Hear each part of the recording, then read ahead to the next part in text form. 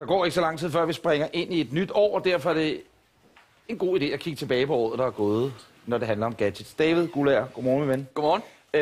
Du har taget nogle ting med, som står her på bordet, som har kendetegnet 2009 inden for gadgets-verden. Ja. Og overordnet, kan du som den ekspert, du sige, har 2009 været et godt år?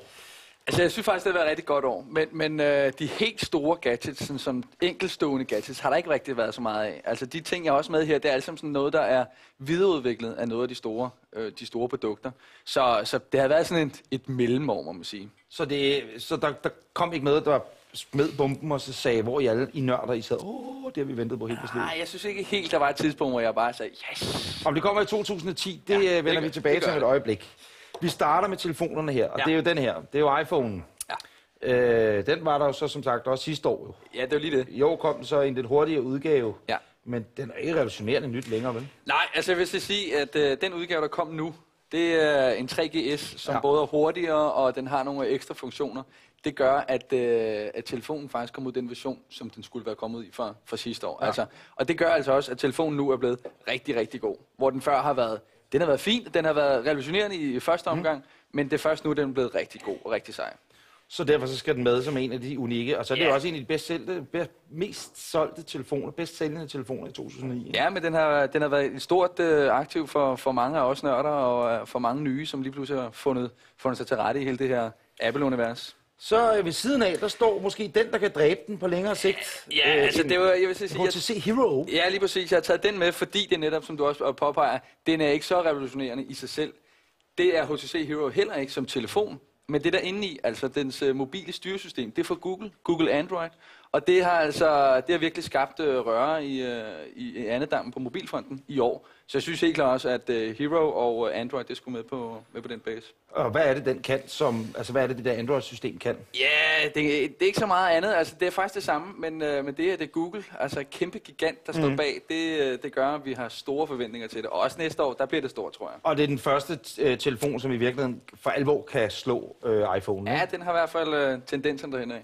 Nu er det jo sådan, at vi skulle have haft den med bud fra England og alt muligt, men budet er ikke nået frem igennem snestormen i Europa. Det, der hedder en Kindle International, det er en e-bog. Ja. En e-bogs læser. Det vil sige, som I kan se på billedet her, så kan man, der kan man se, hvordan teksten kommer frem på en anden måde. Det vil sige, skærmen er ikke som de her skærme, som vi ser på mobiltelefoner, bærbare. Det er en skærm, man kan have lyst til at sidde og læse på. Du får ikke ondt i øjnene af det. Ideen er, at man går ind på en eller anden hjemmeside, køber en masse bøger, og så kan den her indeholde hvor mange bøger? 1500. 1500 bøger. Så du behøver ikke bare have en tyk bog med i bagagen. Du kan have 1500 bøger med, som du kan fornøje dig med fra nu af til stort set din død. Og de er udkommet i Danmark? De er på den måde ikke udkommet i Danmark, men du kan købe dem i Danmark gennem Amazon, og så bliver det tilsendt, og så kan du hente dem. Stadig kun engelske bøger, desværre. Men vi er heller ikke i tvivl om, at når der lige kommer mange danske bøger, lad os sige Blikhindgadebanden-bøgerne, bare for at sige et eller andet aktuelt, så vil den her jo blive en mega salg. Regner du med det, David? Ja, jeg tror, at det her det bliver rigtig stort, og det er bare et spørgsmål om tid. Ja. Så skal vi lige kigge her. Ja. Fordi det her, det er et fjernsyn, men det er jo ikke bare hvilket som helst fjernsyn. Nej, det er Cinema og 21.9, og vi har haft det inden før, og jeg er lidt dårlig samvittighed, og vi står lige efter den her spareindslag her, og så kommer jeg og siger, at det er da super lækkert. Men altså, som filmelsker, så er det rigtig, rigtig fedt. Og det er også fedt at se, at der er sådan en skærm som den her, der virkelig, der viser en film uden de sorte linjer. Nu kan jeg se, der er allerede her, der er lidt sådan lige problemer med teksten, så man kan se, der ikke lige helt kører. Hvor mange tommer er det her? Jamen, det her, det er 46 tommer. Ja. Så det er ikke tommestørrelse eller teknologien på den måde, altså skærmteknologien, der er det revolutionerende, men det er altså det her format 21.9, som vi ellers kun har set i biografer, og første gang vi nu får hjem i stuen.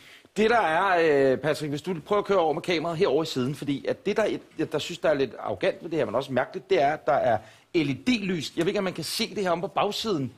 Der er sådan noget LED-lys, ikke? Og hvis jeg prøver at dreje skærmen, så lyset det skifter farve, og det bliver sværere, og sådan noget. Hvorfor er der det her bag? Lyset, det er Philips Ambilight, hedder det, som det er meningen, at du hænger fjernsynet op på din væg. Ja. Og så er det, at lyset heromme skal skyde op på væggen. Og så er det, når du sidder, så tænker du, jamen det er ikke 46 tommer, det er jo 100 tommer. 250 millioner tommer, og det ser herregodt ud. Ja. Hvad koster det der? 30.000. Så det koster altså at være filmelskende nørd. Og man giver pænt store julegaver i familien, hvis det er det, vi er inde på her. Men David, så til sidst, der bliver vi det små. Det her, det er et kamera. Ja. Og det er fra Panasonic. Panasonic GF1, ja. Og det er, altså det, jeg vil sige, kamera er kamera, men jeg har aldrig rigtig været det store sådan fotoentusiast og taget de vildt fede billeder. Men med Panasonic her, der formår du altså at tage rigtig, rigtig lækre billeder. Motivet lige undskyld, men det er sådan en anden side sagen. Ja. Men det er fordi, der ligger en ny teknologi, der hedder Micro Four Third, som er en teknologi, der gør, at det egentlig er et kompaktkamera, men altså vi kan tage objektiver og sætte dem til, så lige pludselig kan du få altså de her dybdefornemmelser. Du kan få meget, meget bedre billeder, end du ellers kan normalt med sådan nogle kompakte kameraer.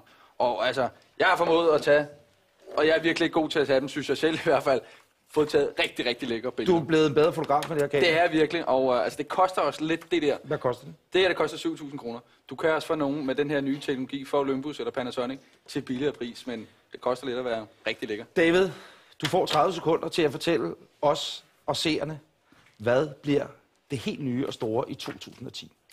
Det er svært. Jamen, jeg er faktisk lidt på barbund, men Kindle, og jeg tror også Android kommer til at stå stort igennem i 2010.